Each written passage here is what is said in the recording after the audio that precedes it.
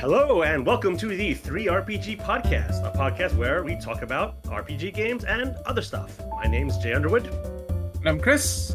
And I'm Sandra Rosner. So how you guys doing this week? Busy.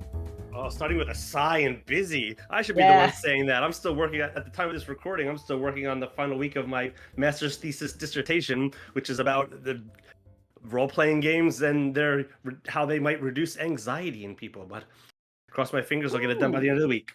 Oh, I have full faith in you. That's more than I have. 75. I'm going down the highway at full speed with the what's the thing? The gas meter? I don't drive a car. I live in Japan. It's like gas on E. pedal? The gas-o meter is on E. I'm surfing on pedometer. Oh. I don't know. No, pedometer is like where you step. The gas tank meter. Yeah. Yeah, the gas-o meter. Yeah. We got there. Yeah, I don't think that's what it's called. I think there's another term for it. Anyone who has a car is just like screaming at their phone right now, listening to us three idiots. Okay, we're better at RPGs. I have a car, and it's just the gas meter. the gas meter. I feel like the verdict's still out on that one. I'm not sure. All right, if you have a strong opinion, you can leave a comment. yeah, the tank. The tank-o-meter. Tank-o-meter. So why a sigh and why busy? Yeah, Chris. Let's start with the sigh. That had so much like substance to it. Yes, a lot of ennui. Ooh. Well, it apparently our landlords are not so great, so we're gonna be moving out, and I'm gonna be in a new place at the end of October. So I got to move everything that I have in all my worldly possessions to a new place. So yeah, not looking forward to that. And didn't you just move? Yeah, pretty much like a year ago. So isn't that like the standard? Like that's like it seems like every year now. That's like what everybody has to do who doesn't have a house. It's awful. Yeah, we're going to a much better place. So yeah, I was like that sounded slightly ominous. I know that was intentional. That was intentional. Yeah, just to provoke some more conversation about it. But yeah. I am sorry. Moving is like one of the layers of hell for sure. Like unofficially. And I've had to do it so often too, right? Yeah, especially like coming from Japan, and then the place that we're staying, we moved to here, and then now we got to move to another place, and who knows how long that will last as well. So I have to reconsider moving when I drop a remote control off the couch. I'll just leave it there. Even if I don't enjoy like what's on, I'll just like I'd rather convince myself that what's on is I like rather than have to like move and like reach over. Last time I tried to like reach to the side of the couch to get a drop remote, I think I like pulled out my spleen or something like that. But you're dead to me. Yeah. It's still there. It's like, to this day. So what have you been doing that's keeping you so busy then, Sandra?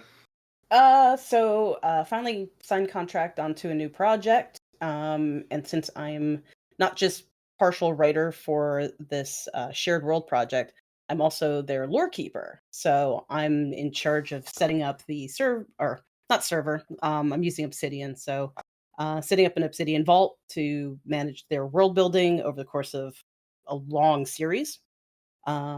Just having to gather all of their lore information to start populating it before I fly out to Wisconsin for the kickoff meeting next weekend.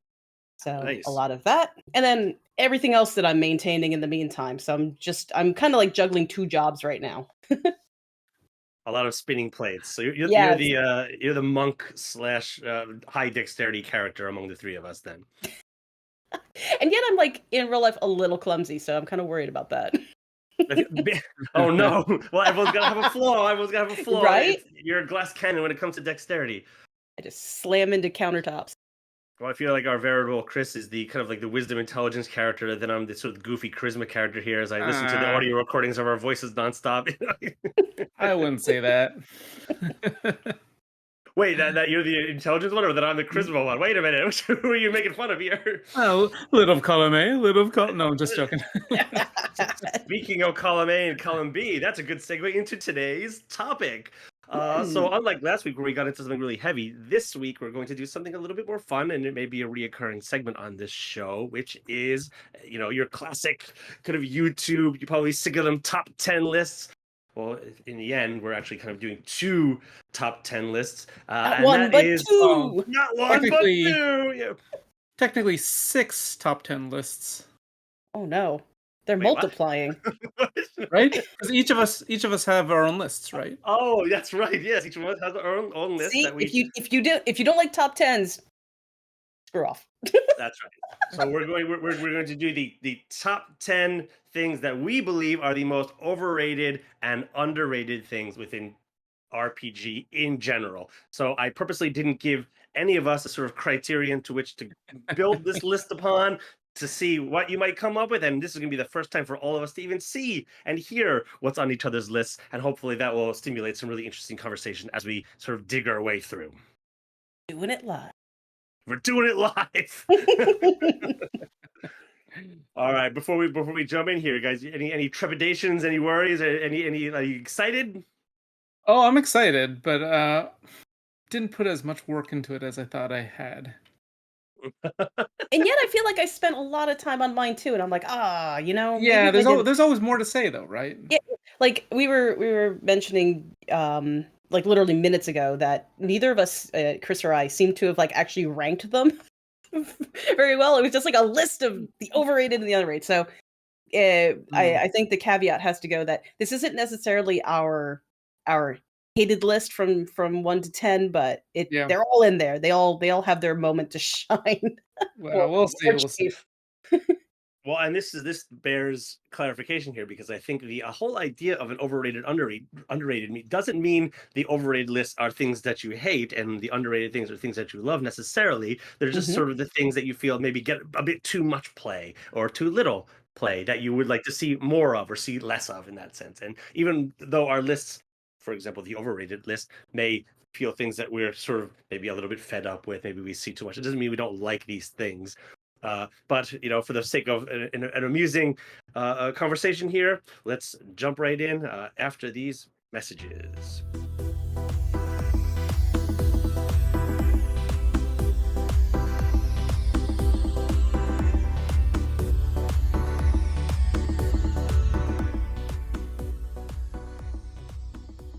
All right, and we're back. And, for the purposes of our conversation, we are all going to go through all of our top 10 lists, starting with Overrated. Number 10. My number 10 most overrated thing about RPGs is leveling up. Completely overrated. First of all, when you're leveling up, I mean, players love it. They get a whole new bag of tricks, depending on what system you're using and what level threshold they cross over to. But in reality, I would argue that you're not actually getting any stronger, because what the DM is just doing is making all the enemies a little bit stronger as well to match. And so you've got this sort of like power balance paradox that happens, that as you keep getting stronger, the enemies keep getting stronger, and really nothing changes. If anything, the game just becomes worse with certain systems as you get beyond level 13, 14, when you're handling X number of dice, that it just becomes no fun anymore. The thing that I enjoy about leveling up is getting a new bag of tricks, getting new things in which you can experience roleplay with. But leveling up in general, overrated. Number 10. I hear you. I'm in agreement. So I know you use your own system.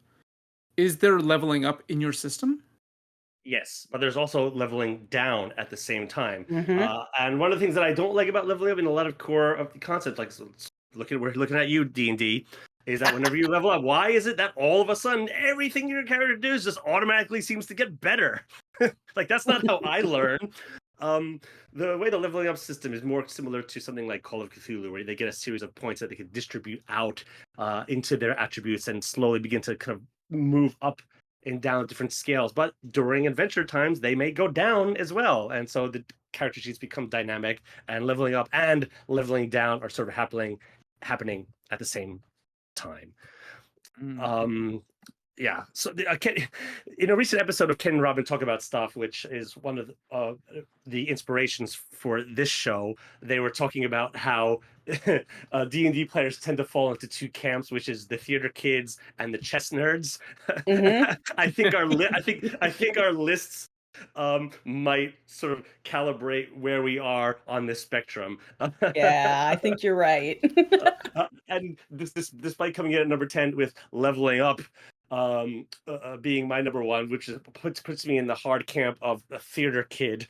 I've also been actively trying to get above a 1500 elo in chess. So chess nerds unite. I might be one of the chess nerds, unfortunately. Well, so Chris, what do you have for your number 10? For my number 10, perception checks. Hmm.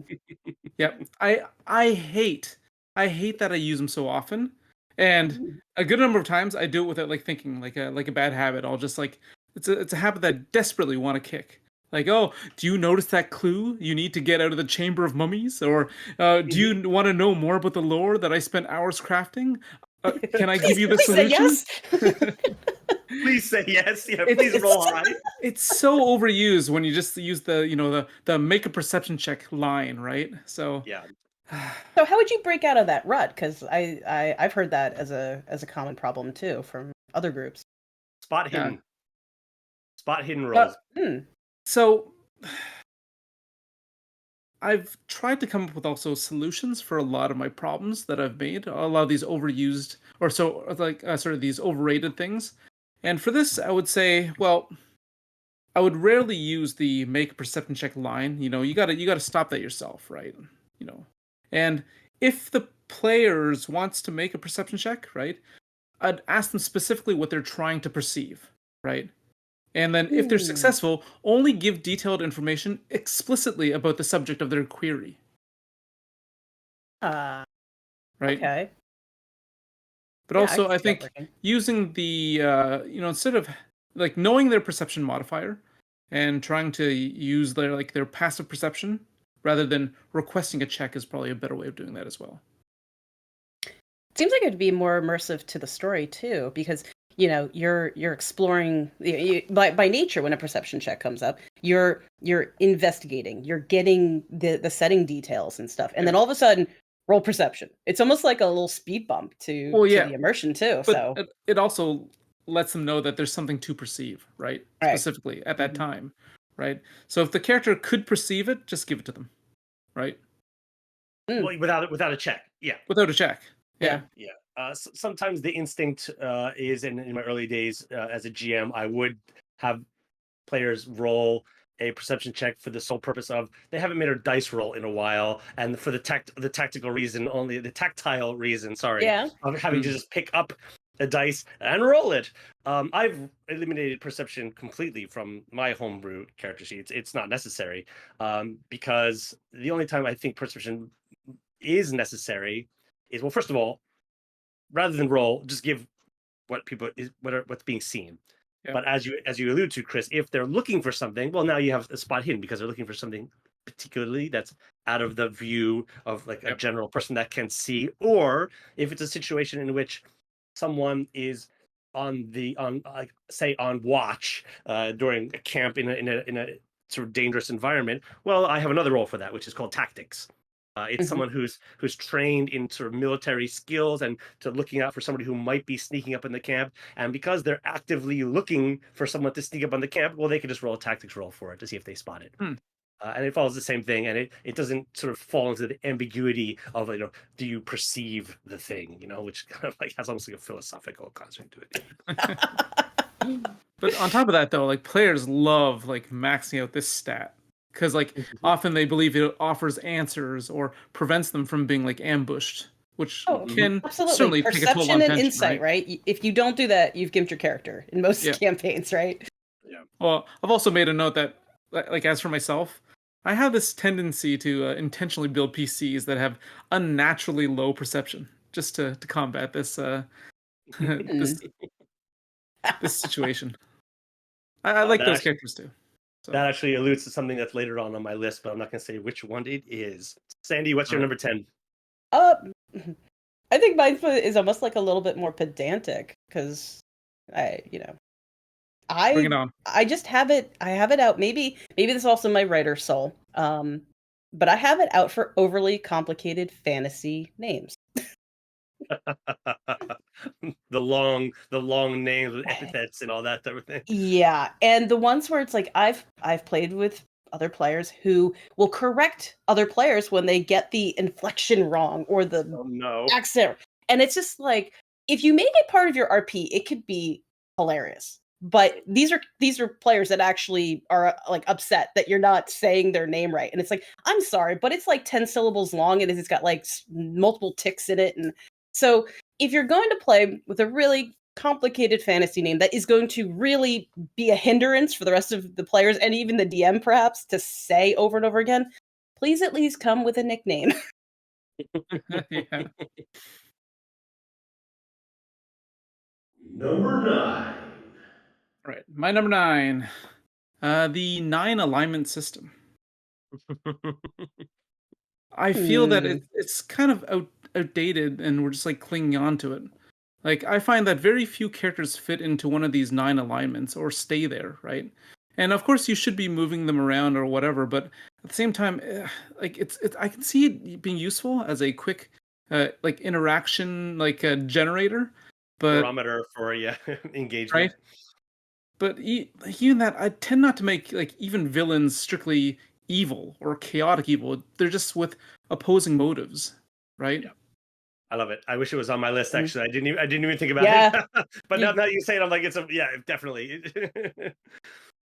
I believe there were rules put into place that when you do shift alignment, there's some negatives that come along with that. I forget exactly what they were, but yeah, I agree. It's unnecessary. The homebrew world that I use has taken adaptations from the Pendragon, and has a series of tempers that characters sort of like that move and adjust along a kind of a spectrum of of different characteristics. Mm. I I did a little bit of research, and I think that like D&D is kind of going in the right direction. Like the spell, like protection from evil and good in 5e, is now really preventing certain types of creatures rather than alignment, which I think is a little bit better than just strictly anything evil trying to get through cannot. Right. Right. What if you're just a little evil? Can you Oh just not no. get through a little bit? It's not protection from a little evil. It's That's the first level version of the spell. oh yeah, maybe it depends on what level you cast it at. That's right. Sandra, what's your 9? My 9 is having all the books. It depends on your group's play style, of course. We were talking about the theater kids and the chess nerds, right? So rule books are nothing more than just a group collective agreement on how you're going to play your game moving forward. But I feel like it's really easy to clutch to these rules, to have like the rule nerds that go, no, no, no, we can't do this because the book says so, rather than just telling a cohesive, impactful story.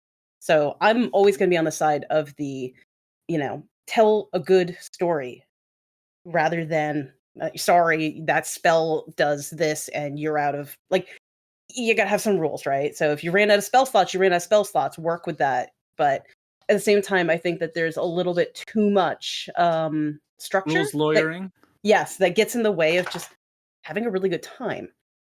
If anything, have all the novels related to the world you're in, and that's going to give better ideas than having all of the rule books and just doing an actually whenever you get a chance. Sandra is so slowly calibrating into the theater kid camp. Yeah. Okay. My number 9 is established D20 systems in general. With looking at you, D&D. I love D&D. It changed my life. That said, D&D is essentially a tactical, small, a squadron mini war game that's had a drama system attempted to get kind of painted on top of it. There's so many other things out there. We're in a golden age of indie RPGs that go beyond D20, or as Robin Laws would call it, like the F20 system, that need to be explored. And thank you D&D and Pathfinder for being these sort of trendsetters out on the forefront, paving the way with your kind of D20, the classic kind of 6 stat blocks and what have you. But there's so much more out there, and so that's why I put them as sort of overrated, but also low on the list. They're sort of taking a lot of the oxygen out of the room that these indie RPGs are now collectively fighting for, and listeners should really be encouraged to go out there and explore the wealth of great indie RPGs on Kickstarter and drive through RPG. Support the artists, all of them. Number 8. My number 8 kind of built on my number 9. I think I was just on a bit of a kick at this moment, because I feel like we all spent kind of like the week assembling these. Like none of us just try to do it, cram it in before session, right? So for me, it's needing like the high-tech maps. I feel like it's in some way it's kind of like robbing us of this ability to create our own media at times. Like the hand-drawn map, this goes back to the early days with like Jay and I. Like we would have like the table strewn with everybody's like notes, these maps, these characters that we try to pencil, because I don't think any of us back in high school were really good artists. Candles, pizza, coffee, and occasionally burned pencils and hair as well. Yes, and hair. Thanks for the reminder. Sounds like there's a story. That's a story for another episode. But yeah, like it's the fear that for as great as technology can be in helping facilitate our games, that we don't go back to the things that really also made a big difference in the ambiance. So having high-tech maps stand in for just, good old hand-drawn maps and other forms of storytelling is my number 8. So digital tabletops overrated. I agree. Still hand draw all my maps. You've got the gift, Chris. Yeah, you do have the gift, Chris. Yeah. Well, hey, they don't need to be pretty. Some of my maps are just just like scratches, right? As long as everyone knows kind of like generally what you're into. Yep. It doesn't have to be pretty. My number 8 is, I've just wrote down monsters.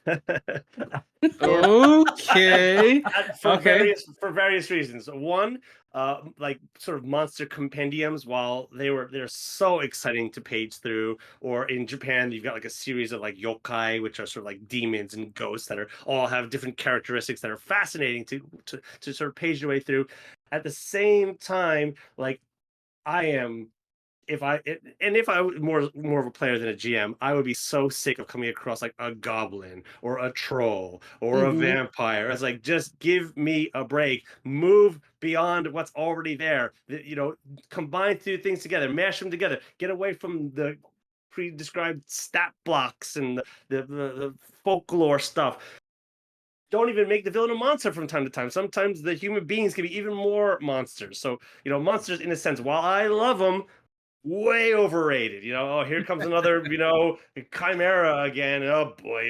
Well, I know how many hit points that one has and what his armor class is, and it's just like snore. Wake me up when there's something interesting happens and a new monster comes out that does something that I'm not expecting and is scary and threatening. Goblins aren't. And I guess they're not supposed to be, but even the high level ones aren't even. Even a Tarrasque has become like a trope. You know what you need, Jay, though? You need like an enema. What? I wasn't going in that direction. Wow. Yeah, sorry. But you can explain. But okay, I was gonna say, look at the like bestiaries or whatever, like 4 and 5 when they get into the really weird stuff. Because like bestiary 1, they always have all the common stuff. But then the further down, they start getting desperate for ideas and they start pulling weird stuff out of that. You should check those out. Well, I'd recommend GMs who are playing in a system such as D&D take a stat block from any random monster, and then mash it with the description of another monster, and now you have a goblin that is also a rust monster that does all this kind of stuff. Now your player's gonna be totally off. I mean, obviously you can't do that with Dungeons Masters Guild and all that kind of stuff, but homebrew campaign, your players will be loving it. Chris, number 8. Number 8. Funhouse Dungeons. Oh, I'm a victim. I'm a victim of this. I make Funhouse Dungeons all the time. A holiday episode. No. Every show needs it, right?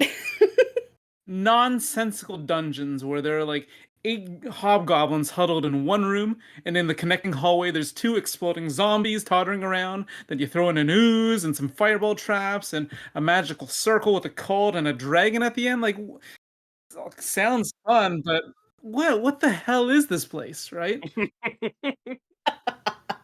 How did I get here? And who made this? Unless your villain is sort of like a P.T. Barnum type, who's like a collector of all these creatures, and then I think you can make it work in that way. That'd be fun. But the thing is, though, like I've played several games where the rooms of the dungeon have no like inherent logic to it, right? Yeah. And that totally ruins my immersion and care for the game, really. Because like I understand some people like that kind of play, and all power to them, right? But for me, like locations, traps, rooms, and the foes, they all need like some sort of purpose to like invest my attention, really. Mm-hmm. And like if there is like a method to the madness, please give obvious hints that there is, or make it apparent somehow early on. Because yeah, I can't stand Funhouse Dungeons. Number 7. My number 7 is random encounter tables. Okay,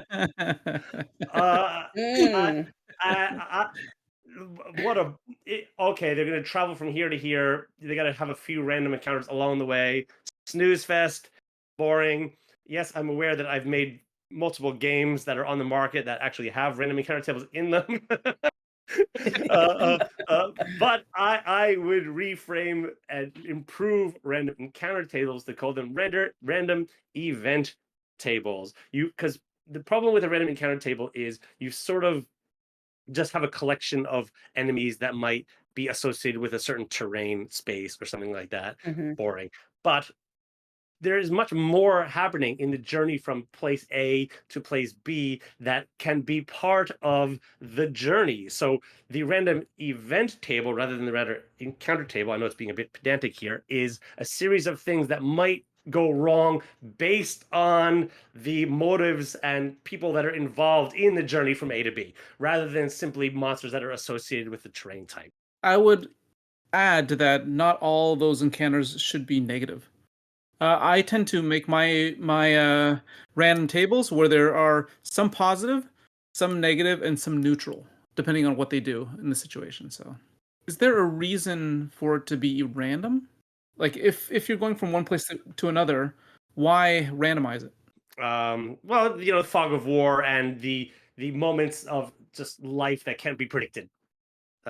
Is in a sense something of the element. You marching armies from human history, from the dawn of man till now, would be interrupted by weather events and things like that are completely unpredictable, and therefore having that randomness element, I think, is quite useful. Ooh, okay, here we go. Advantage and disadvantage in 5e. Overrated, eh? Interesting. Ooh. Now, okay, so for the 5e Dungeon Master, it is one of the defining mechanics that has like changed the way that we play. Now, from the perspective of someone who plays something like Pathfinder, tactically, it's way too simplified for me. Like the number of ways one can get advantage and disadvantage in 5e is in the hundreds, right? And all of those bonuses add up together will only create a single extra d20. That's ridiculous. Like, say the creature has like fairy fire on it, and then there's really no point in casting, say, True Strike, or to sneak up on it, or to flank it, or to go like give it like gain higher ground, or stun it, or anything. There's so many times where I've thought, oh, this creature's surely in trouble, and with all that teamwork that we did, and all the spells and positioning and incapacitating it only results in a single advantage dice, and usually I'm totally underwhelmed. So Yeah, I do think it's the D&D and F20 kind of combat system trying to kind of wrench in stuff that would have been originally in early editions of D&D and more crunchy games, and that is a sort of extension of the kind of the war gaming of CRTs. That's sort of like combat roll tables, where you've got a sort of like a 1 to 10 on one side and 1 to 10 on the other side. And you're working out combat factors, and then that's shifted based on if you're attacking over water or in a swamp or up a hill. And then you've got shifts left and right, which indicate, okay, but this attack has got air force or armor support or all this kind of stuff. And you've got all these kind of shifts up and down this sort of like this matrix that isn't sort of really addressed within the combat system of D&D for its simplification purposes. But yeah, it's certainly like like I understand like the benefits of it, right? Because like it is a blanket bonus for just like all things good and bad, right? And it's simple in that way, right? But it's just sometimes things need to be really good or really bad, right? So Mm, right. So that's like intriguing. Yeah. my solution for this, or like any like you know Dungeons and Dragons 5e players, like or DMs, maybe like additional modifiers, like a +2 for every additional instance of advantage, and that way it doesn't get too crazy, right? Or like -2 for like multiple instances of disadvantage. But yeah, just like sometimes when you get all those things and you only get a single d20, it feels a little underwhelming. So Mm. yeah, that's my number 7, and I guess that Sandra? goes to Sandra. Uh, this one is more of a social problem, but literally the constant still conversation about which is better, pre-made versus homebrew. That people can be so incredibly passionate about their decision that it's it risks like preventing new players from coming into the game at times. And Uh, enjoying Mhm. either right. pre-made or homebrew, which are both good. Yeah. Because then they get like kind of weird, like, how do I find the right group to join? I have to at least make this decision and I don't know. And what's the nuance and what's this? So like I think that the question should just be what methods play to the strengths of your DM and to your players. So I've talked people through who wanted to join, tabletop RPGs, and they're constantly worried that their skills aren't going to be good enough to match what's at the table. And it's like, no, here's a couple of simple metrics to determine how to find a group to gel with. Mm. And it just seems that like the things that they hear from experienced players makes it so much like scarier. Like I'll say that word scary to join a group because they're going to feel like completely inadequate in one method or the other before they even figure out what style they enjoy playing. Number 6. There is another bit of a bash fest that happens in the community that you're not playing a real session if you're basing your campaign on a popular franchise. Now, it doesn't matter what gets you to the table. If you want to have a themed game that's based loosely on Dragonlance or God, I'm Lord of just the Rings, Lord of the Game of Thrones. Rings, Game of Thrones, right? You know, absolutely go for it. Like, don't feel embarrassed to tell people that you have based your world on a popular franchise. Not everybody can hit the ground running on a full world building session and a full narrative everything. Like, get in the game. Just get in the game. And if this is your way of doing it and getting those sessions going every week, please make your Game of Thrones session. Go for it. Mm. Oh, this might lead to another problem which was one of the earlier numbers of your number 9 having all the books. Though you were alluding to knowing all the rules, there could be a Right. bit of a gatekeeping that happens, not in the sense of rules lawyering, but kind of lore Oh, lawyering. God, yeah. Yes. Where it's Yes. like, okay, yeah, okay, we want to play an RPG world that's in the Tolkien's Middle Earth. Oh, but sorry, I didn't read the Silmarillion, so you can't play this game anymore. It's like, you We're know what I back to mean? the session 0 Yeah, episode. yeah, ridiculous. All right, that goes over to my number 6. which is player characters, or players that want to be strong at everything. Ooh, I think we can all agree on this one. Oh, Overrated. I get it. I get it. I get it. Some players want the power fantasy. Fine. Great. Mhm. That's part of the session 0 discussion that needs to be had. But part of what makes power fantasy feel powerful is having the risk of losing, and that is the balancing act that the DM is always going to take into consideration. If they know that a player wants to be in a power fantasy type of campaign, they're going to make it such that it's doable, and and is likely to happen. In fact, a bit of fudging numbers here and there, it's almost entirely going to happen. Spoiler alert to players out there. DMs fudge.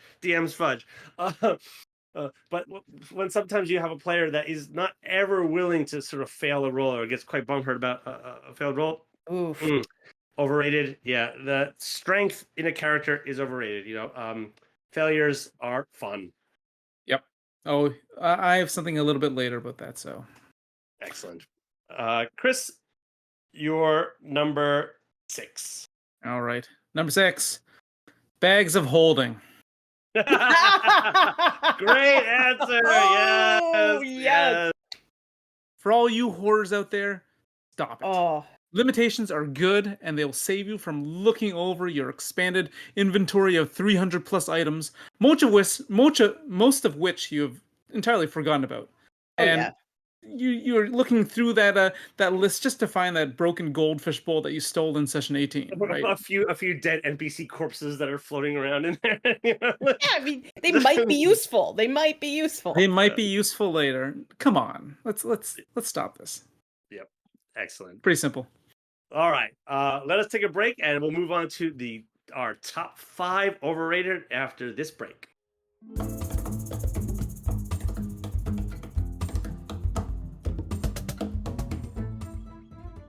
We're at the top 5 overrated. Getting to the nitty-gritty here. Wait, overrated should be boo, right? Oh yeah, sorry, boo. I mean, boo. Yeah, they're boo. so fun Overrated. to talk about. They're fun to talk about. The real nitty-gritty. I'm like Nacho Libre over here. So, I think that was underrated.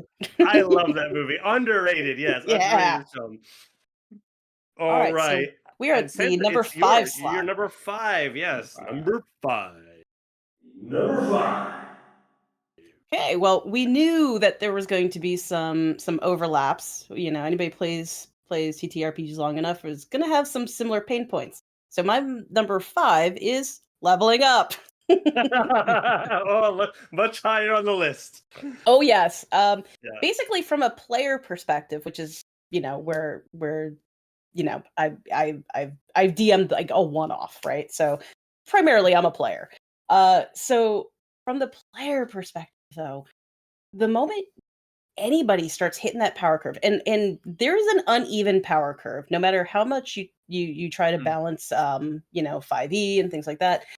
Some characters just hit their stride at different times, especially if the player's really experienced with that class. So there just comes a point where, what are you gonna do? You're just gonna do the same like barrage of spells and this, and it's just like you stop kind of brainstorming novel ways to beat these bosses and to survive these encounters. It's just all of your powered up spells and things, and it's just like kind of a beatdown fest. So Yahtzee Croshaw of previous Zero Punctuation fame / now fully Ramblemanic fame on YouTube has these great episodes talking about in video games the sort of paradox between sort of like characters getting stronger and the game getting more difficult, and how that sort of like becomes this sort of like unstoppable force / immovable object kind of dichotomy that pushes back and forth from each other. My number 5 is money. Oh. We don't want D&D, or we don't want our character sheets to become spreadsheets. Leave that to DM or the note takers or what have you. But one of my ways around this, which is not original, it's from a system, though I fail to remember exactly which one it is, is simply to make a DC roll based on characters' possibility of affording. Essentially, finance becomes like the seventh stat. That is now that moves up and down. And let's say you buy something that's of great value. Well, now your stat sort of goes down, and so buying other things later on becomes a little bit more difficult, but still possible. And the things that don't matter don't need to be rolled for. So keeping track of how much things are worth in this in world economy, totally overrated. Just make money rolls a stat. That's interesting. And bartering. Bartering is fun. I think bartering is a much funner, like more enjoyable way to deal with finance. Chris, you're number 5. All right. Number 5. Potato chips as snacks at the table. You're killing us with these lists here. Yeah. All right. Oh. Okay, here's the deal. I love potato chips. They're delicious. They're a classic TTRPG snack. They're a vegetable. Yeah. Yeah. Yeah. Not a healthy Almost vegetable. healthy. They're healthy. But the minute that bag of greasy potato slices has been opened, I immediately get uncomfortable. Oh yeah. Someone goes and they take an oily handful and stuff it in their maw, crumbs littering the table, their lap, floor, and then you reach over to touch my mini with your orange-stained Dorito hand. Oh no, he didn't. Or you grab your now soiled dice to roll on the battle mat or table. Like, come on. Or a scene is playing out where your companion just realized that their deity has been playing them for the entire time and now left with absolutely nothing, and all you hear is Right. The boss eating chips? The two lovers finally meet. They reach in for an embrace, having not seen each other for eons.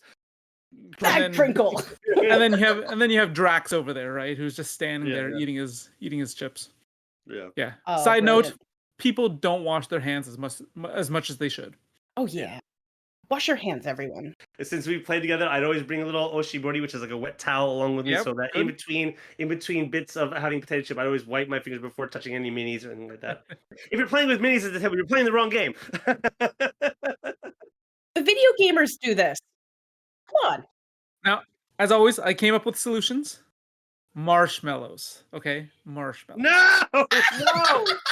Oh my god. Wait. Oh, that's worse. That's worse. Wait. Marshmallows? No. They people get like all that like gummy smacking. Okay, they don't need the biggest marshmallow on the market, Jay. We don't have a They make fire in the smaller middle ones. we don't have a fire in the middle of the table that you're roasting them over. Well, okay, all right, but marshmallows are gross. I'm not done. Marshmallows And takoyaki, right? Cheese. Cheese. Cheese is okay. Cheese is okay. Pre-cut banana or melon.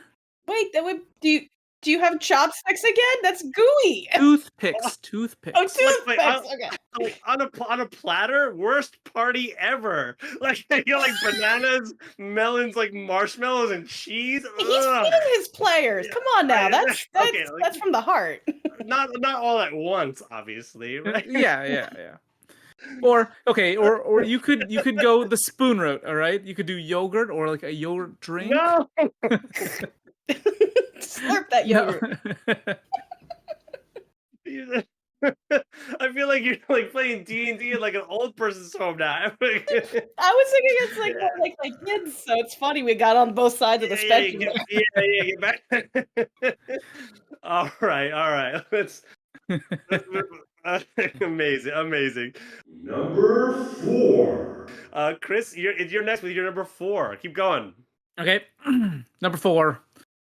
Orphan PCs.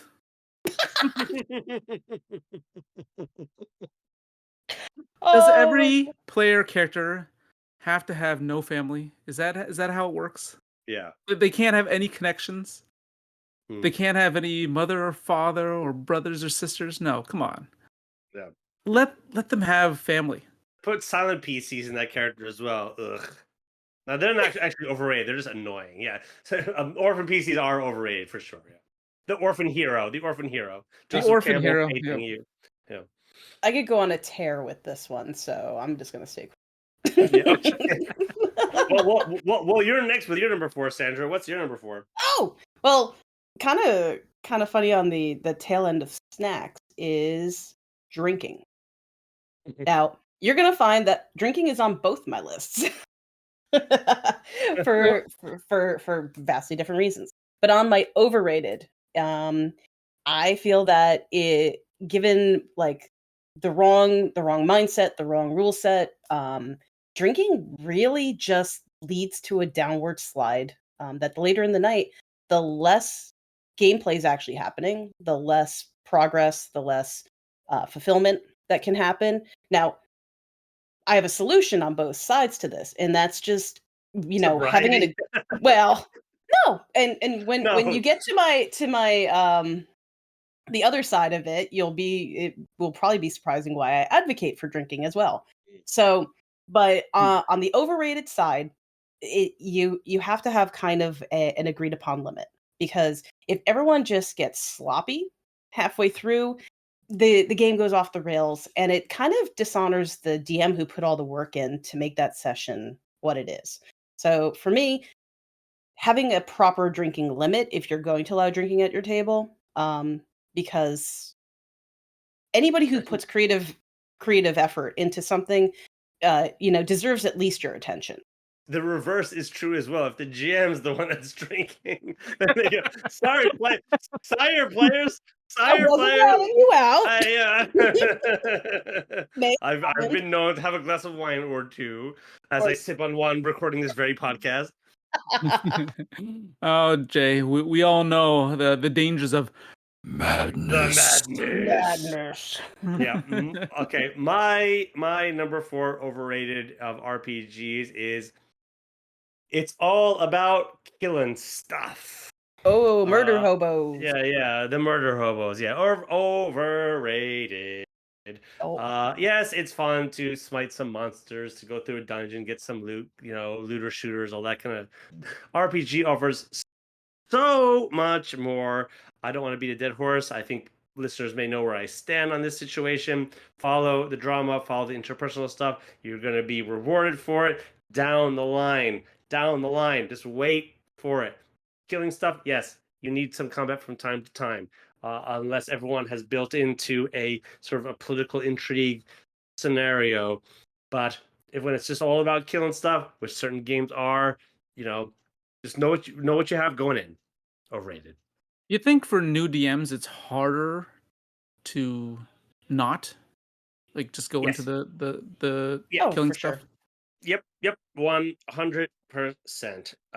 But it's one of those things that after you're done killing stuff, then you can start to consider talking to people.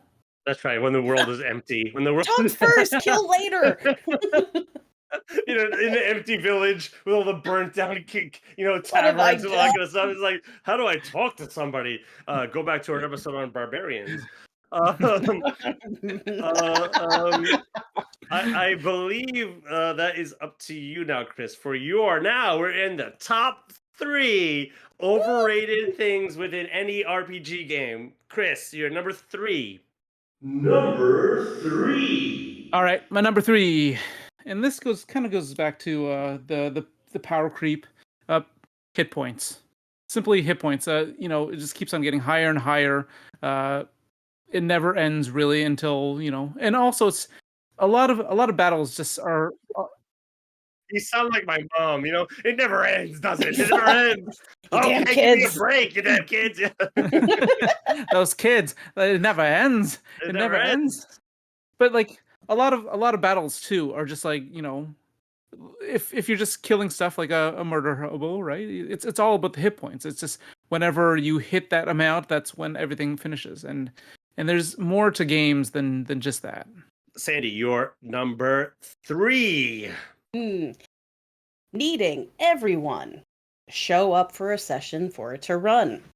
I don't know Ooh. why. I don't know why this doesn't dawn on more DMs and more groups. But if you're having a scheduling problem because you can't get everyone around the table, then get who you can around the table. If you know that your players are reliable, but things come up, weddings, trips, everybody has vacations, right? Hopefully. Um, we've played games where the scene plays out twice if it's really pivotal. So when that missing person is there next week, you let them react to the things that happened with relevance, right? Mhm. Or you have a split off, like, 2, 3 characters go on this thing, and the missing ones go off on a different one, and then they join back up. There's so many solutions to running a campaign minus some of your players that you should, for one, just to get to play your favorite hobby.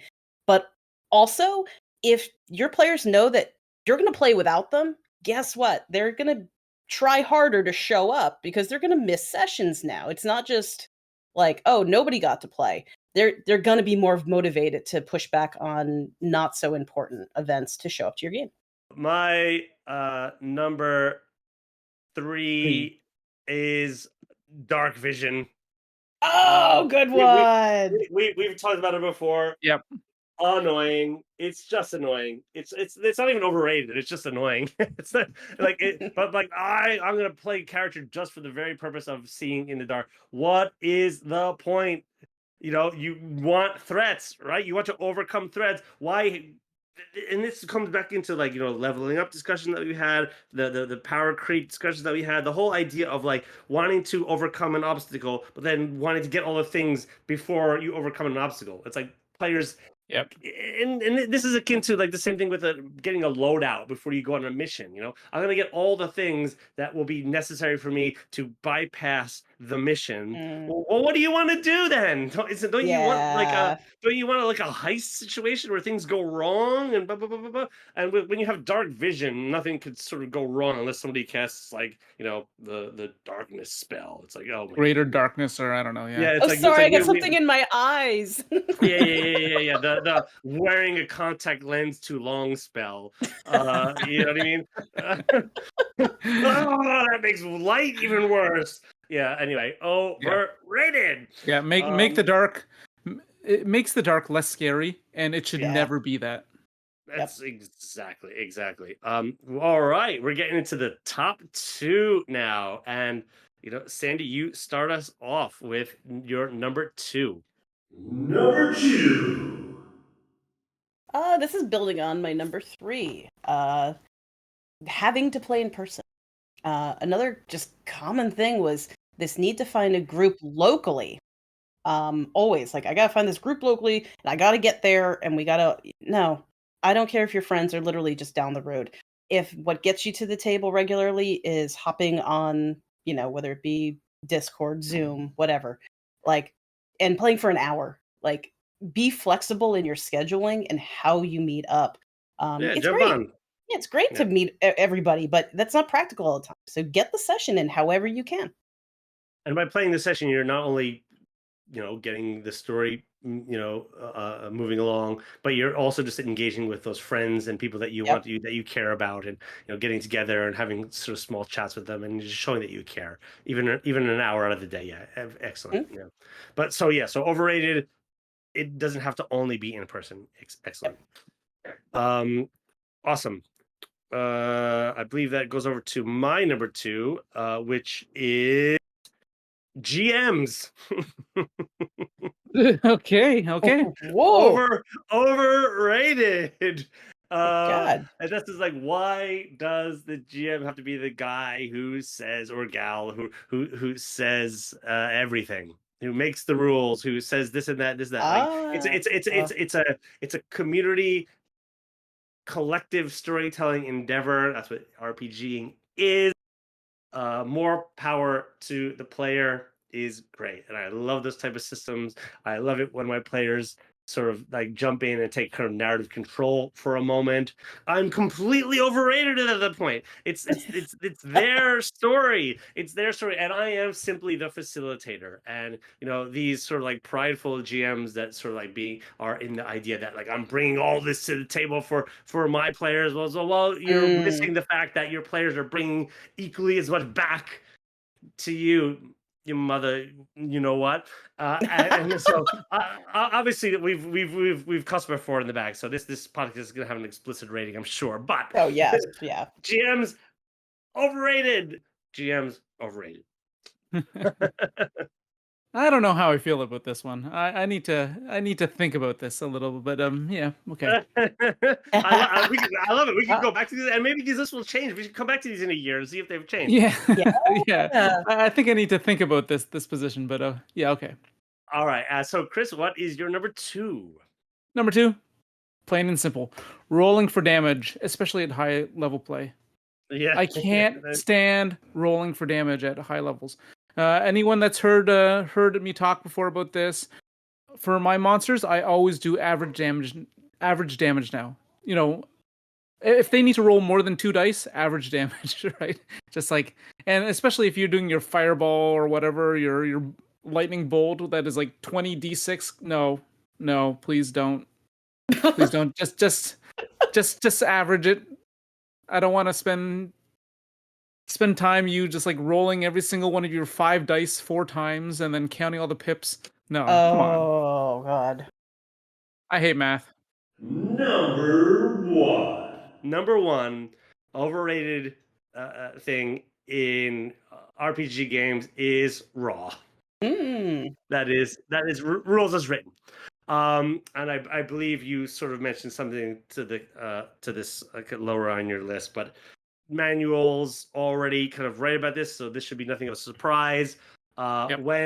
When improv comedians are doing improv, they say, when is the only time that you shouldn't use yes and? Well, it's when it's the most funny. When is the only time that you shouldn't use a rule? When it is the most dramatic, or when it could be like the most interesting for the moment. All the rules are guidelines. It should be obvious, and yet in a lot of tables it isn't, and therefore rules are so overrated. Rules lawyers hang on them like the Bible. GMs will use them for a defense, but like no. We can move past this. We can go beyond this. Rules as written are a wonderful resource, but they can also be some of the biggest curse and the biggest overrated thing in role playing game. Totally agree. So over to you, Chris. Your number 1. All right. Complete character backstories. Complete. Where they've written every single aspect about their life from birth all the way to the time that they started adventuring. No. You have to leave spaces open for for the GM's world, for other characters, for things that can change along the way. I don't think that having a complete character backstory when you walk up to the table is a good thing for anyone. That's interesting, Chris, because from an author perspective, you're basically having the pantser versus plotter almost argument in this, because people who write like organically, like as the story is going to unravel, see storyboarding as constrictive, because if you need to get from A to B to C to D, it's hard to find that space to grow in there.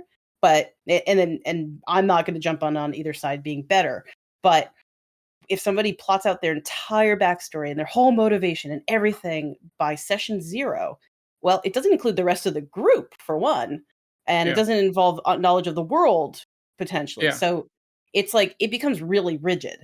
So yeah, I completely agree with you on that. All right, and Sandra, you're number 1.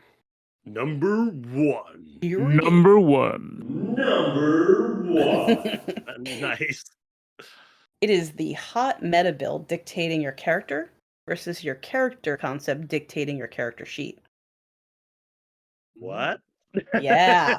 So you go out on YouTube. Yeah, a bit to unbox there.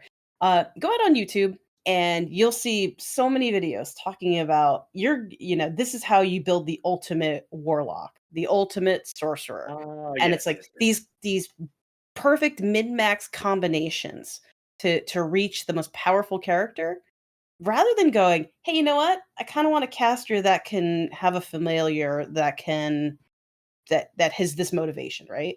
And then figuring out how to build what Yep. supports the character.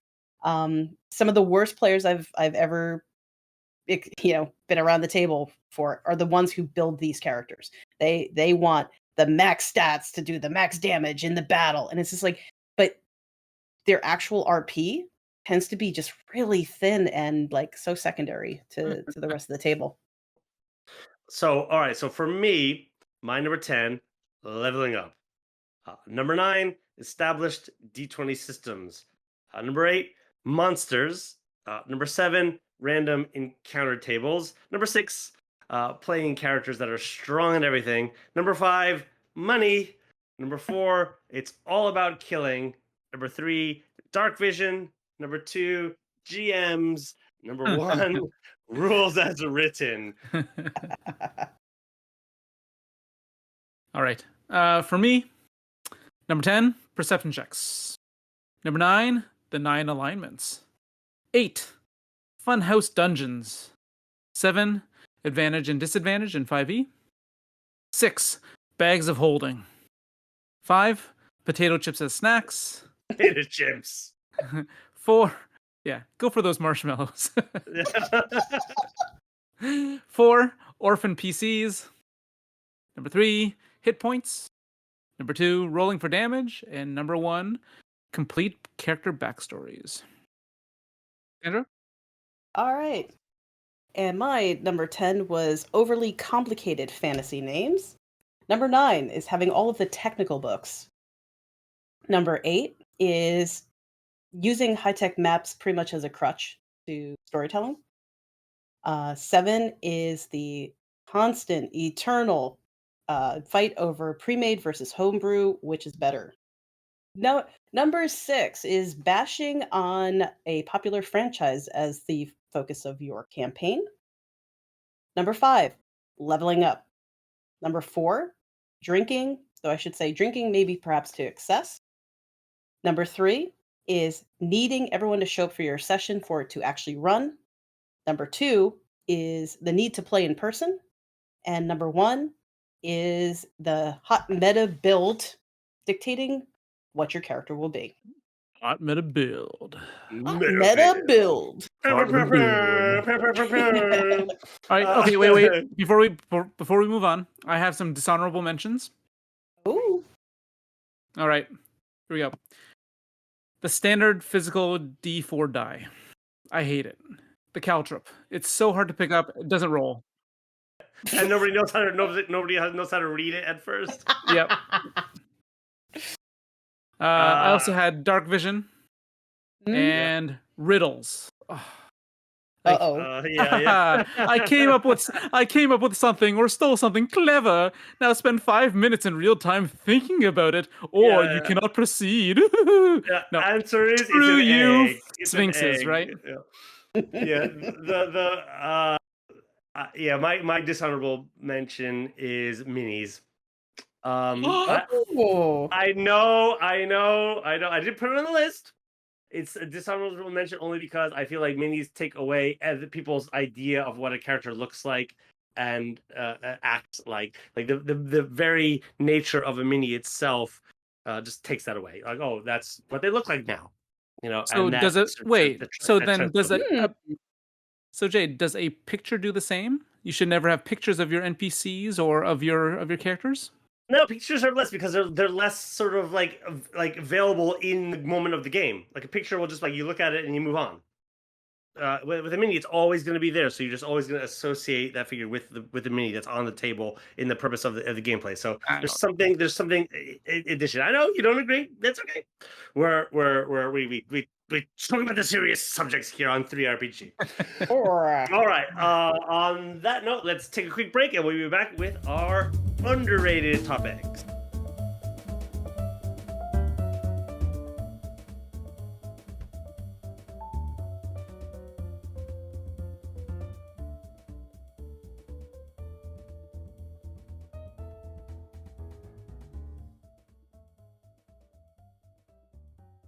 number 10. Number 10. Character flaws. So that kind of goes into what Sandra was saying, or well, what we were all pretty much saying, that like you don't want to have characters that are perfect, right? I think I think actually Jay had mentioned that we don't want players that are strong at everything, right? So like the character flaws build character. It actually makes them better. We don't want those Mary Stews or Gary Stews that are just like white bread, right? Hey, Gary Stu over here. Hey. Those kind of characters just tend to be very flavorless and just outright boring. So yeah, that's what I have for my number 10. Yeah, I would challenge people to actually start with the flaws. It usually makes a better character. I could just jump right in here and say that's also my number 10. Wow. Yeah. My number 10 is also character flaws. Yeah. Make flaws. They're fascinating. Fun. Yeah. So Sandra, what do you have for your number 10? Okay. Accounting for things, the little details in the world, like weather, terrain, other sensory details.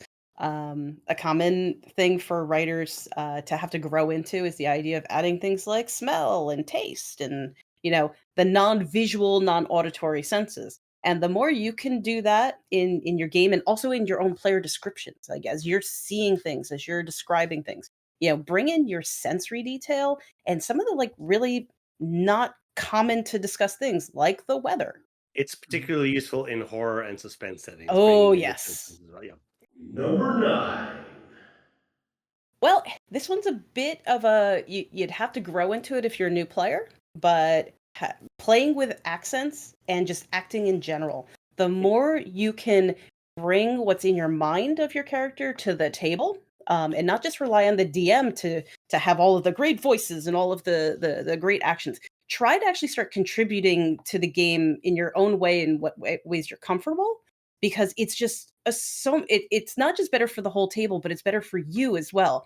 But it is a comfort thing, and it's something that you can learn to do. Just find tutorials on it. It's really worth it.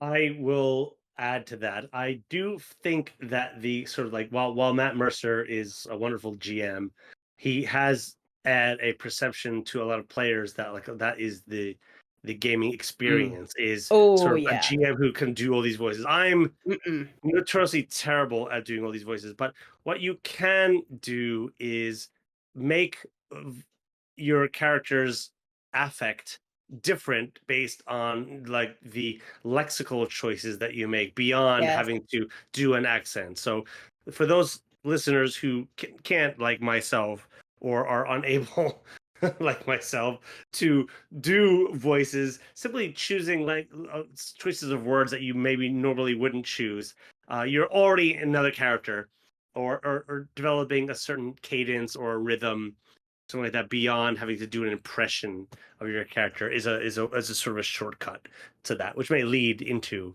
like what you're saying, Sandra, which is like I should preface it. I'm terrible at this, but it's something that I've been trying to do more of, and I'm finding it rewarding. So, yeah, this is coming from somebody who's really bad at it. Well, there you go. Very, very much underrated.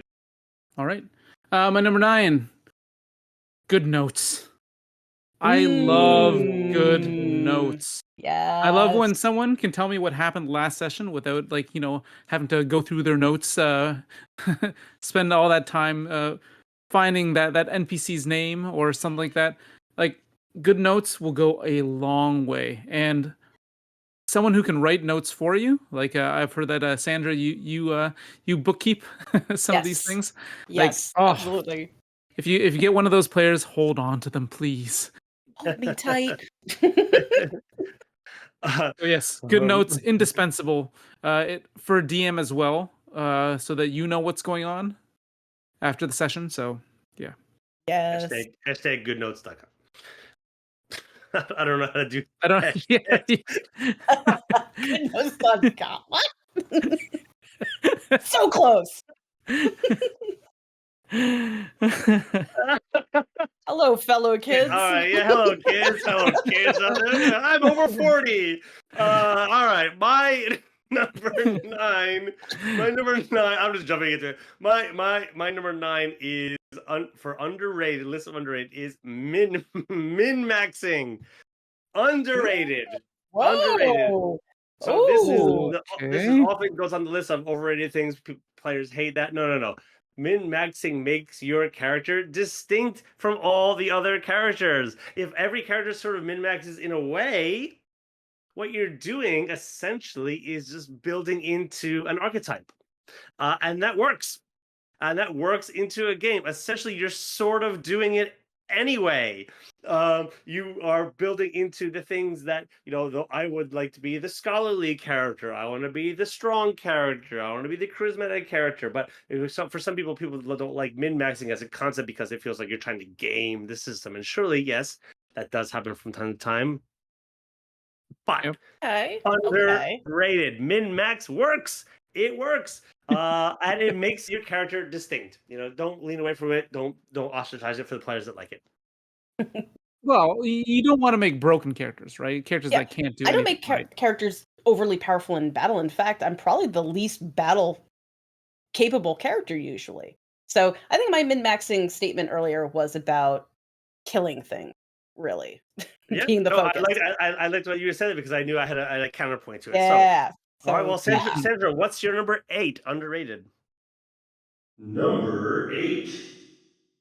Having a dedicated either social media or server or someplace for your character or for your players to meet midweek. So this could just be random ideas that came up after session, things that you plan to do, and there should be a section of this that your DM doesn't see, where you plot things.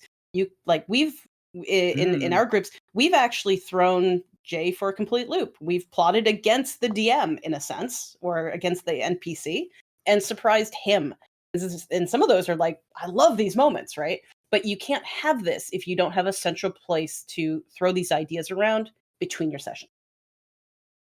To be fair, players are not necessarily just plotting against me. It's sort of a necessary element in the game world that I work in, only because I do the same thing to the players by outsourcing all of the world's kings and lords by giving them sort of like, you are the lord whose motivations are this. These are what's happening in your neighboring kingdoms. What would you do? They send me actions. I get all of these actions based on all of my outsourced data, throw that all together, calculate some stats based on what I feel is correct, make some rolls, see what succeeds, and then that creates organically the political outcome of what's happening in the world.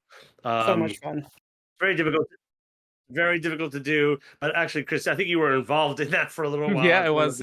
Yeah, so don't tell Sandra because she doesn't want to know who you were. Wait. Oh, we're gonna have to talk about this later. Wait a minute. Yeah. Anyway, where were we? Number 8. Number 8, low-level play. I love just the basics, a pack of wolves that are high stakes, or just like simple things like bandits. Yeah, I think sometimes we try to get too far ahead, like raise the stakes way too much that they're fighting like dragons, then demons and gods and whatever like that. There's just something about like when you're fighting spiders. Right, like something so simple like that. I don't know. I get a big kick out of it, and I wish that low level play lasted longer. Yeah. Having lived in the Japanese countryside for a while, fighting spiders is more than low level play. Those huntsman spiders are terrifying, and that's mid to high level at best. No, but I agree. I think. Were you part of that campaign, Chris? It was with me and a friend of mine, Dave, who, we basically spent the first 3 sessions of a longer campaign that ended up fizzling out, unfortunately, because of scheduling, not for lack of wanting to do it, but like where it was essentially you are farmers in a small town, and just it was all about just like meeting the local people, and there was a bully, and then suddenly the sky turns black, and then yeah, what? And then instant drama, and then but the wave becomes much more powerful because of that. Yeah. Oh, it was great.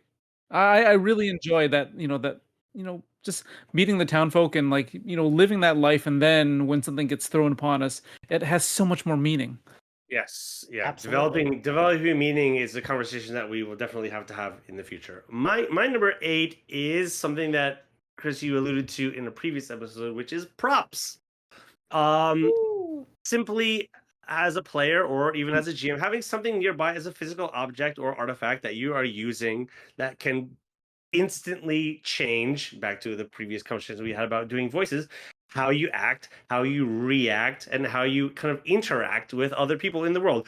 This moment you're holding something, you change. And not only props, as you had mentioned before, your physical posture, your body posture, the way you move your soft palate, blah blah blah. This is all well underrated. A small little shift. Give somebody something to hold in their hand, they become a different person. Give them a pair of glasses, Hmm. Yep. a hat, whatever it Yep. is. And you'll find them start easily becoming less silly. We play a game called Here I Stand, which is by GMT, which is one of the best games ever made, which is about the Protestant Reformation. The full game takes about like 7 to 12 hours to complete. And every time we play, we all wear costumes. Whoever's going to be the Pope is dressed like the Pope. Amazing. Whoever's the Martin Luther is dressed like a Lutheran, and we have the kings who wear crowns, and it's all about subterfuge and diplomacy and conversation, and people just get right into it. And it's every time I've had people who didn't are not even big board gamers who come over, put this crown on your head, and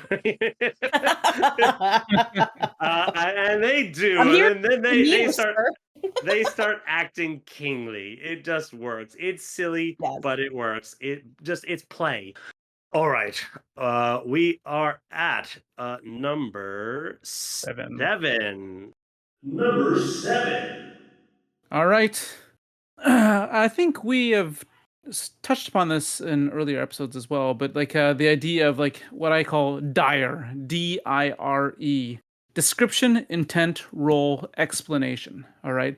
So basically, what this is kind of like before anything happens, you make a description of what your character is going to do. All right. And then maybe you would state the intent to your DM. So like what the technical rules would be, like, oh, I'm going to attack him, right? And then you make your roll, you see what happens, and then you do the explanation. So it's kind of like, oh, I take out my great axe and I'm gonna swing it towards his neck at a 45-degree angle. Okay, then you tell him, okay, I'm gonna attack. You roll, and it's like I got a 2, but he immediately steps out of the way, and it only cuts a lock of his hair that flies into my face, like Mhm. that kind of thing, where it's you give a description, you tell what you're gonna do, you roll, and then you describe how it plays out. I feel like the thing that's missing a lot of times in games I've played outside of this group here is the last part.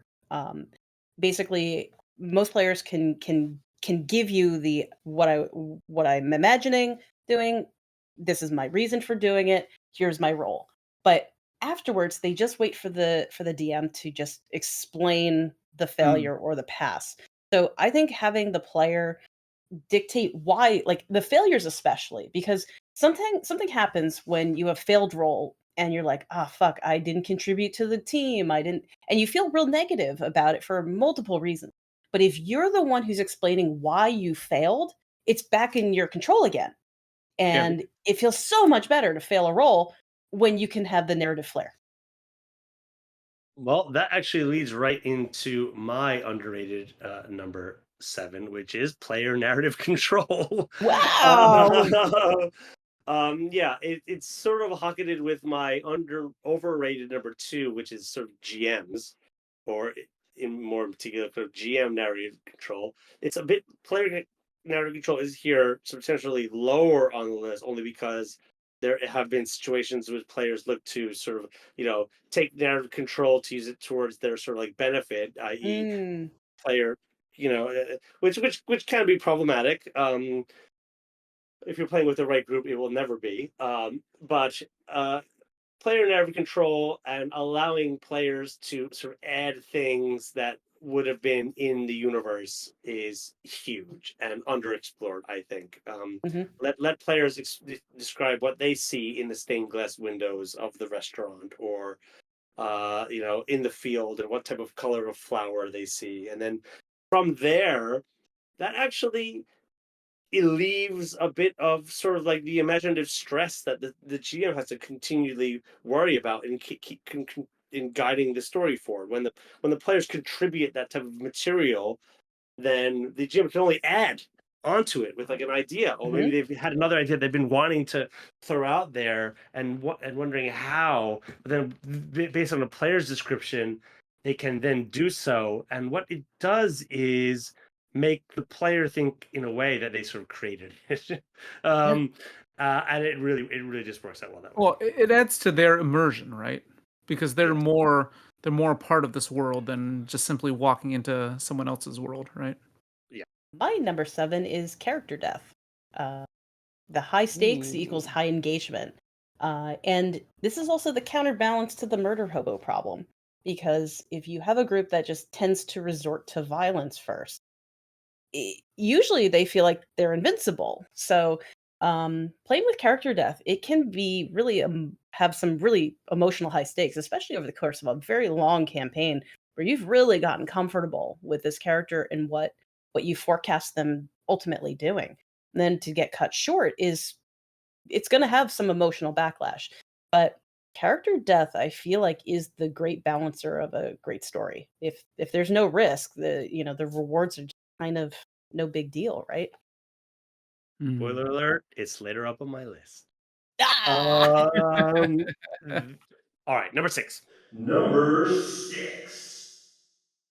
So yeah, okay. So my number 6 is using romance and politics.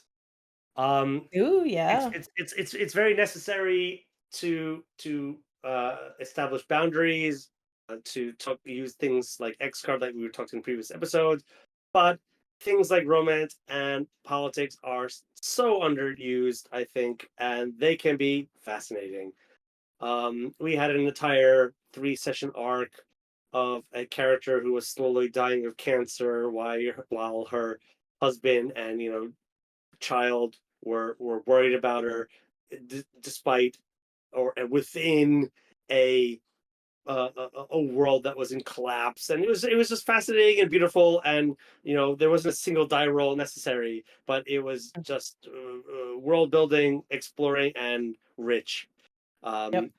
You know, even new GMs should experiment, dip your foot in the pool with moments of romance.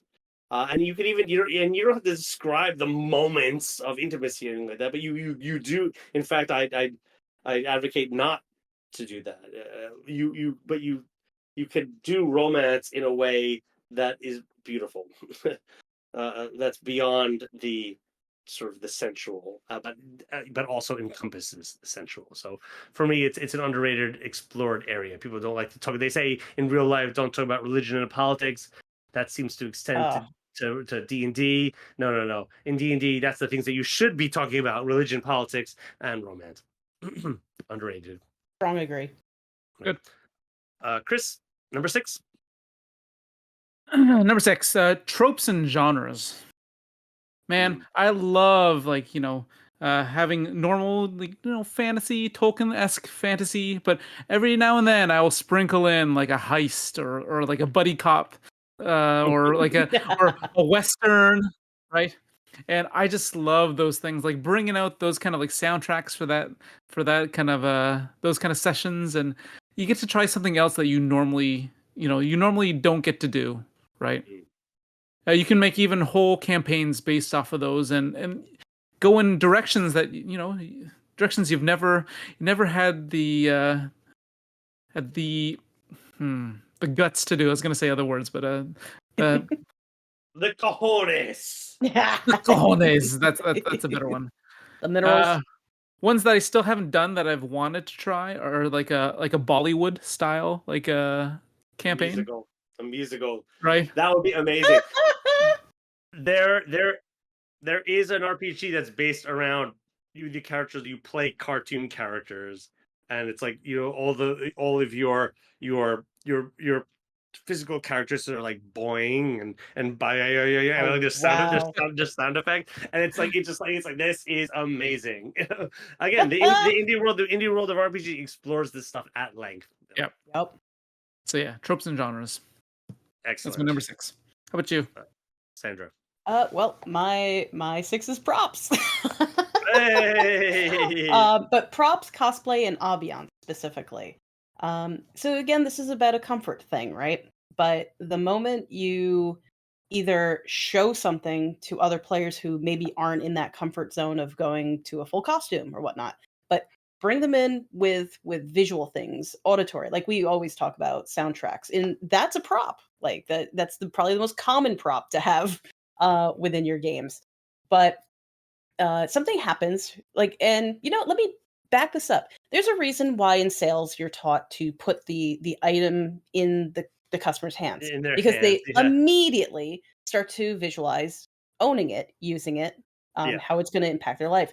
So the moment you can bring props, clothing, anything that has an additional tactile sensory impact, you are going to get deeper into the story. And one example that I have is I played a bard character essentially for 51 sessions. Uh, every session, there was a ukulele in the room with me. I can't play it worth a shit. I haven't had really a lot of time to devote to it, but having it here, just seeing it next to me, did something really important to get the idea of like, well, what songs would she be coming up with based on this event and things. So props, they're huge. And wherever you feel most comfortable, try to engage with having something nearby, even on video calls. Have something in the room. Yeah, puts you in an entirely different mindset. Yep. Number 5. This one has to be the massive boon to emotional well-being that is TTR. Now, you know that spending time with friends, social, even like creativity things, they're so essential to our happiness the rest of the week. But we don't talk enough about the other gains that happen, especially like if you bring like younger kids and things into this hobby. Such things as self-esteem, cognitive development, in kids, increased literacy, even better math scores, things like that, better social skills. Decreased anxiety. It's the Yep. thesis of my master's. It's my master's thesis topic. I knew you would love this one. So, but there are so many gains here. So many social things that you can just get better with over time without like strongly committing to like really pushing yourself, because if you can build your communication skills, build your trust in other people, build your vulnerabilities, these are all skills that translate directly into adult workplaces and other areas that we all want to improve upon. So Cooperation, creativity. yep. So see the whole gain of playing a TTRPG, and see that the time you invest every week in it is worth far more than you expected. As your number 5, I'm going to be really interested to hear what your number 1 is. Wow, that was a great one. Holy smokes! That was a great one for our number 5. That should be my number 1. Oh my! Yeah, Okay. I know. Chris, what's your number 5? My number 5 is not potato chips. My number 5 is single player adventures. There has been a good chunk of time when a lot of my friends that were in Japan, they all left, and I was playing almost like single player adventures with my girlfriend, and we had some amazing sessions that way. When you have a couple players, each of them get like an appropriate amount of time, but when you only have a single player, why divide the time, right? Yeah. So the entire focus is on them, and they love it, and I loved it as well. The only thing is that sometimes you will require like a band of like useful NPCs to fill the gaps for like all the gaps, or for most of the gaps, but yeah, it's usually a great time. One-on-one sessions can be very intense, but there are actually game sessions and modules in the indie space that are designed for one-on-one sessions. But yeah, they're very much underrated. I agree. Yeah. Have you done a lot of them, Jay? I used to back in the day. Yeah, me and one of my friends, Pete, who is currently a player in we would play all the time, 1-on-1. Yeah, I find a lot gets done in a single session too. Yes, yeah, you really move on because You that's do part of it. really move on. So yeah. Yeah. My number 5 is magic. Underrated. And I'm once again casting my aspersions at the the like I was in the overrated segment, the kind of like the monster manuals, bestiaries, all that type of thing. The magic lists. Magic can do so much more than what's already there on the page, and it just seems that like a lot of current F20 systems just have really limited imagination when it comes to like what magic does, which is sad. It's an ore fest once again. So explore magic, make something more, combine stuff, throw it together, mush it up, do more, go beyond the stat block, and or even if you want to use the stat block, just put something else in there, skin it. Magic has much more to offer. Um, Yeah, agreed. which I'll just launch right into my number 4 then. Number 4. My number 4 is underrated. Staying in character. Oh, how did um, I knew you'd do this one. I do it, and I love you for it. it's fun to joke. It's fun to play around. That's why it's underrated, because when everyone around the table, and GMs are not blameless when it comes to throwing a joke in there from time to time. But when everyone is in character and everyone's staying in character and everyone's in that space, some of the best stuff happens. But that's why it's underrated, because sometimes it's really hard to just get everyone within that space. If you could do it from session to session, good on you. But from time to time, it just gets away from you, with a silly joke or a silly name or whatever callback kind of happens. Especially if you're playing like a horror game or a suspense game, staying in character for the whole time, Yes. well underrated and well worth everyone's sort of commitment to the drama. It seems silly, but it's well worth it. Underrated. Magical moments. That's right. Chris? All right. My number 4, it kind of goes back to what you guys were saying with props and playing with accents and things like that, is body language and performance. Right. A lot of this is incredibly important, and especially I think for DMs, because having the DM, somewhat of a guide to the other players. If you see the DM doing that, then they're more willing and more likely to do it themselves and take that plunge. So I do think that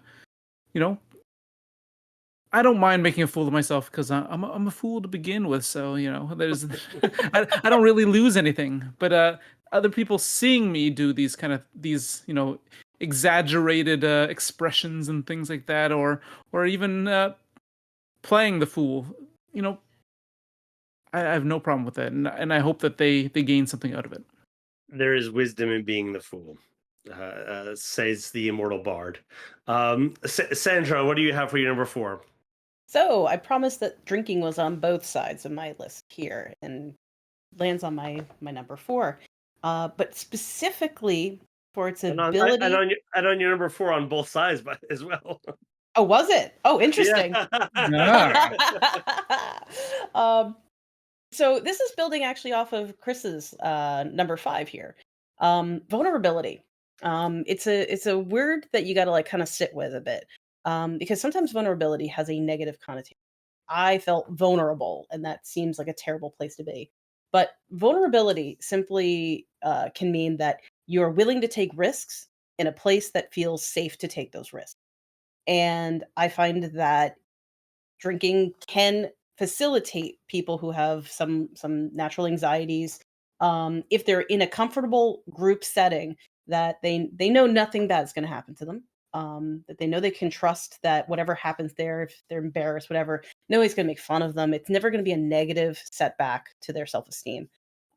In those situations, I feel like drinking lets you take more chances that you'd hold yourself back from in a session.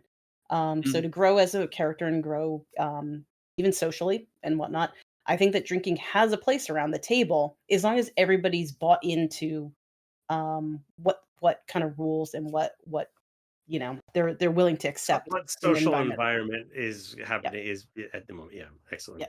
Number 3. Number 3, humor. Now, Mm. everybody loves to laugh. Well, like most people do, right? And for I me, hate laughing.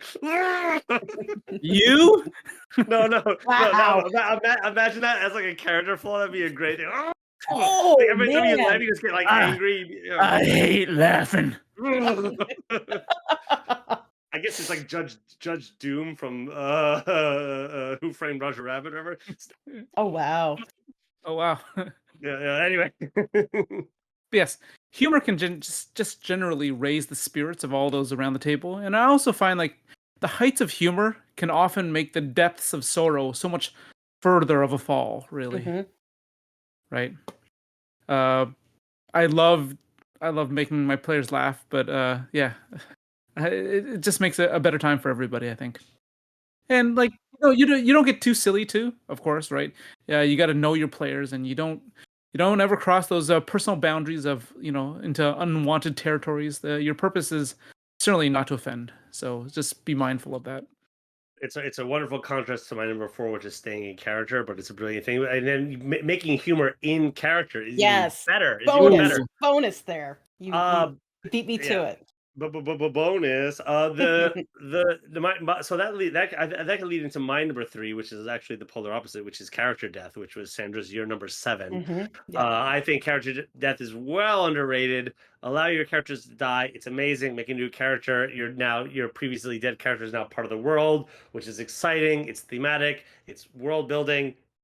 Lots of good stuff to come from it. I don't want to restate the horse. Sandra, what do you have for your number 3?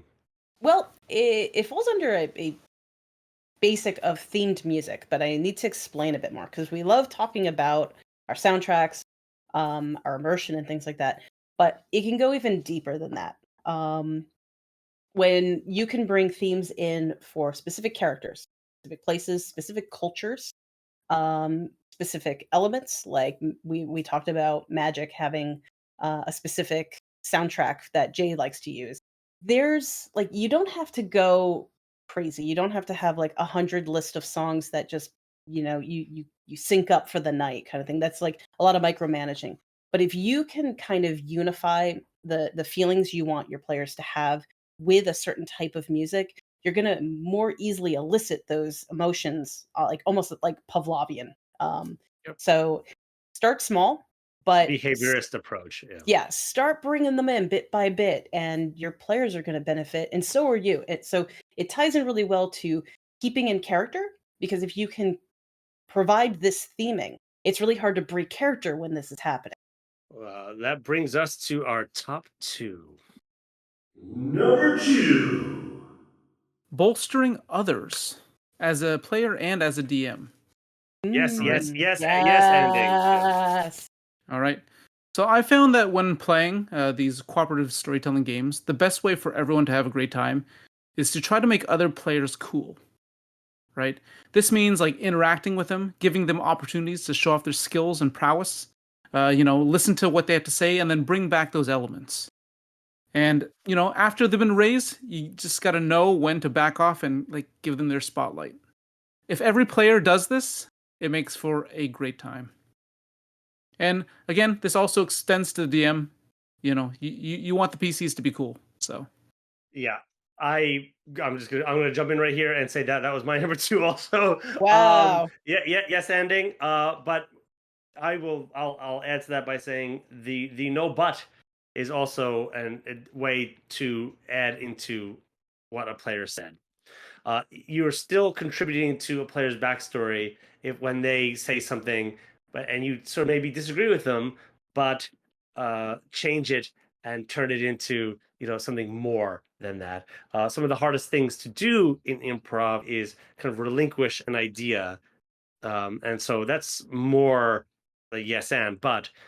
From occasion, there is also there's yes but, there's no but, there's no and all of those things should be explored as part of the process. One of the easiest things that players can do in the moment is simply, and I believe we've discussed this before, is simply by stating their actions as a continuation of the action that the player before them did.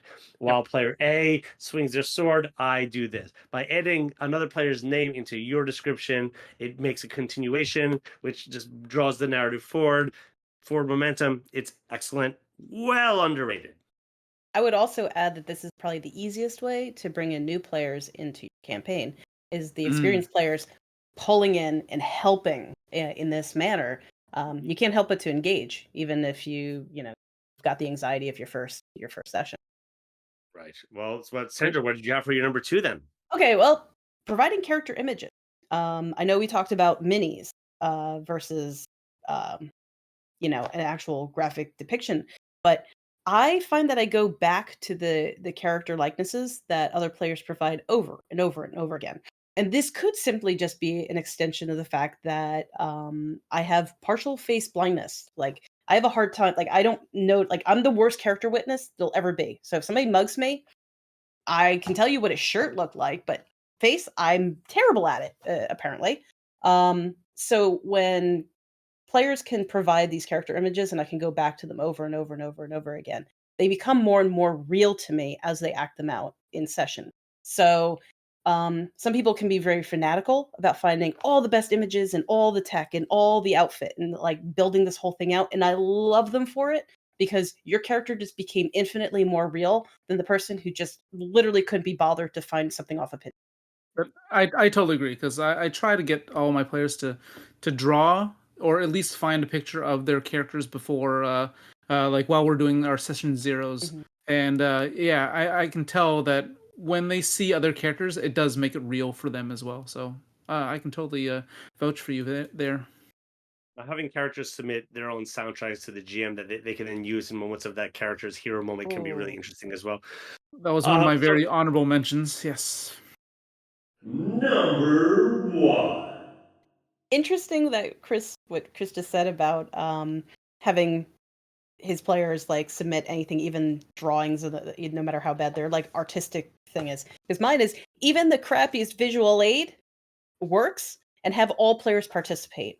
So Mm. this is a bit of a controversial thing because if you don't think you have good artistic skill, it can be frustrating to be asked to draw something that you feel like isn't going to be very good. But something happens when when you put yourself in that situation and use some medium that at least feels good to you. Uh, the depth that you start mining from the character as you think about their facial features, their clothing, their whatever, like, it just doesn't happen until maybe, like, session 5, 6, 7 for me, if I don't do this right off the bat. So, it doesn't necessarily have to be a visual aid, so I'm gonna backpedal from that, but if your players have some skill that can help, like, um, communicate what their character is like. So if you have musicians in your group, have them make a song about their character. Have their like, doesn't have to be a ballad, just some piece that feels like their character. But provide some kind of artistic representation for hopefully session 0. my number 1, on the other hand, is I believe we started with a role that everyone sort of disliked on the other side, which was perception roles. And my most underrated one is a role. Mm. And that is the preparedness role. Oh, Eh, interesting. I do believe that it's starting to sort of like take on here, but it is one of the most underrated uh, possible roles uh, out there. Any player slash sorry any GM that's not using this as part of the system should totally implement it. Whenever a player asks, "Oh, did I have that rope? Did I have that lantern? Did I prepare that thing?" Well, there you go. A preparedness skill should be a skill on every character sheet. It's amazing. It's so useful. and it's so underused that not in our campaign, we use it all the time, but I think across the board it's generally underused, where players in a moment feel like that their players should have had a thing that's not technically written on the character that they can then make a check about. It's a simple little concept, but it goes a long, long way for just getting past a sticky moment in rules slash role play, and you just move right past it and you continue on with the drama. Well underrated, well useful. So if you were to put that into, say, like a D&D or Pathfinder, is there an associated stat with it that you can think of? Where do we have it now? I believe it's simply under kind of like the intelligence check categories, essentially. So the characters would have had the kind of wherewithal to, or wisdom, perhaps. Though I've removed wisdom from my game entirely, but it would be more akin to having the wherewithal to bring the item along with you. So if one were to bring it into Pathfinder D&D, I think putting it into like maybe the wisdom category might be a perfect fit for it. But Could it be also like associated, like you have a certain stat plus, depending on what you're preparing for? So if you're preparing for a dungeon and you have like dungeoneering, then you add that to your dungeoneering roll? Well, there are some systems that do that, where they say you take two skills, you mesh them together, you roll those two dice, and that's the roll. My particular system doesn't do that because putting your slots into preparedness as a character make you then subconsciously think of your character as a more prepared type, and therefore you start role playing it that way. So like I'm the character that's always got the the wet wipes in my bag or whatever for whatever reason. I play the mama bear. So like the way the skills are based are, rather than like you looking at them at a function or an extension of your character's core abilities, but rather the fact that you're putting them in there is going to start affecting how you sort of role play that character. But if we want to slot it into like a D20 system, then wisdom might be the way to go. But Okay. it's a well underused skill, and it should be implemented. So last but not least, Chris, you've had some zingers along the way. What's your number one? I think it's pretty standard. Number one is breaking the TTRPG system that you're using. So you kind of went over it with your overrated things not being raw, right? If you find something interesting, like another system, if you say you want to implement this preparedness role, do it. Do it. Don't stop yourself from doing it just because D&D or Pathfinder or whatever system you're using doesn't allow it. Break it. And make it your own. Take any mechanic or any borrowed mechanics that you have from other games, unique ones, and make it something for your game. Don't stick to those books. Just like Sandra said. Yeah. Flex on that. That's right. Wow. I'm well impressed that like a lot of our lists didn't really overlap, but we didn't. Like, even though we do touch on a few things, like they were pretty expansive. No one else had chips, potato chips, potato chips. Or orphan. Okay, if we were talking about game rating, I have a rule in the raid that like if we hear you munching on something, you're getting muted. You're muted. You're done. Good. So I mean, I feel your pain. I eat gummies when I role play because they don't really make a sound, I suppose. Scream. My honorable mention is language. But it also falls into a dishonorable mention because it's also the best thing and worst thing to happen to a D&D campaign. You can make like people not communicate with each other, but then like how terrible is that? So it's like it's great. It's like darkness when you don't want, like on an intellectual level. So it's like having people cross a border where they can't speak to anyone is great, but then all the times you just have to find like little workarounds. Which become just a little bit tropey. So yeah, language is great. It can be very fascinating and very interesting for lore building, but also it can be really annoying. So it's an honorable / dishonorable mention for me. Yeah. That didn't quite fit in any of the categories. So, well, does anybody else have anything else to does anyone else have anything else to add to the lists here, or should we just go back and review our top 10s? I have some very honorable mentions. Go for it. Well, like Sandra said, like musical themes, amazing. Like had them invest in thinking about their character ahead of time, let them choose it, and it just adds to the game. There's really no downside to it, really. Kind of well rated at that point, yeah. Yep. Another one would be like a staff. Another one would be like another stat, just like you said with preparedness. I think profession should be something in every game. I think every character should have a profession of some sort or some sort of background. We call it discipline in our game, yeah. Yeah. So yeah, if you have something like that, like I know D&D 5th edition doesn't have specifically a profession slot, where you could be like an alchemist, or you could be like a soldier, or I don't know. You kind of get those things in the background stuff, but there should be a stat for that, so that say you are a chef, and you're wandering through the forest. It shouldn't just be a survival thing. It could also be maybe a chef related thing. It gives just players more options, I think. Mm-hmm. The fate course system, this is a gross oversimplification of fate core, but what they managed to do is something quite remarkable in the fact that basically characters do not have stat blocks, they don't have strength, charisma, all that kind of stuff. They don't have skills. They simply have 3 things that get filled in over the course of the session, which are one of the things that you're really good at, one of the things that you're sort of mildly good at, and the other thing that you're sort of like not that good at, but you know a little bit about. And then as you're going over it, you just come up with those things. Oh, well, I was a kind of Marine soldier, that was fought in this Civil War, and then that becomes like your good thing. Well, and then you could start imagining all the skills that are associated with that as the things start moving along. But the second thing was, but before that, I was as a civilian, I was a botanist. Well, that's my second thing. And then my third thing was I was a poet or whatever it is. And then now you've got a real fleshed out character with 3 tiers of skills that whenever something comes up, you could say like, oh, because of my background as a soldier, XXX, you fill it in.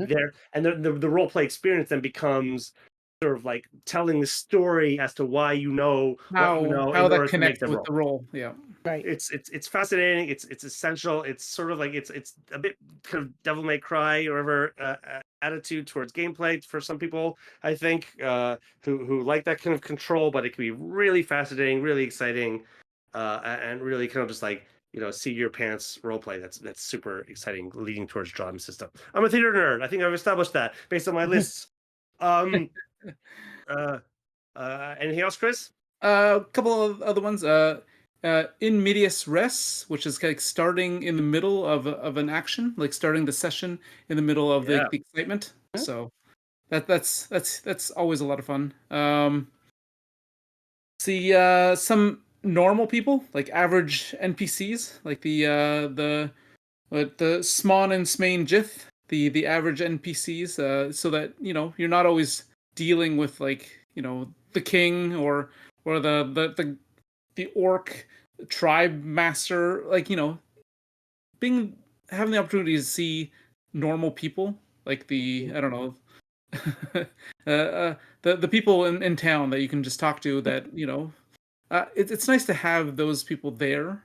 I think sometimes they're overlooked, having a part of the immersion of the whole society and things like that. You need sometimes those kind of characters. And the last one is chained attacks. So it's more like a top 15 list for Chris over here. I gotta say, these underrated things, so much easier than the overrated ones. Yeah. But yeah, just like chained attacks. So kind of like what you're saying, like adding on to each other's actions in combat. And sometimes I'll even give like bonuses, like you keep on doing something after another. You explain how it's part of the last person's action, and I'll give you a bonus to either damage or to the attack roll. And just like healers, they need a little bit of love. So yeah. All right, Chris. Give us a review of your top then underrated then once again. Close this out. Top underrated character flaws. Good notes, low level play. Sorry, 10. Let me try again. Top 10 underrated things in TRPGs. Number 10, character flaws. Number 9, good notes. Number 8, low level play. Number 7, description, intent, role, and explanation. Number 6, tropes and genres. Number 5, single player adventures. Number 4, body language and performance. Number 3, humor. Number 2, bolstering others. And number 1, breaking the TTRPG system that you're playing, making it your own. Awesome. Mine are number 10, character flaws. Number 9, min-maxing. Number 8, props. Number 7, player narrative control. Number 6, romance and politics. Number 5, magic. It could be so much more. Number 4, staying in character. Number 3, character death. Number 2, yes and, no but. Number 1, preparedness rolls. And Sandra?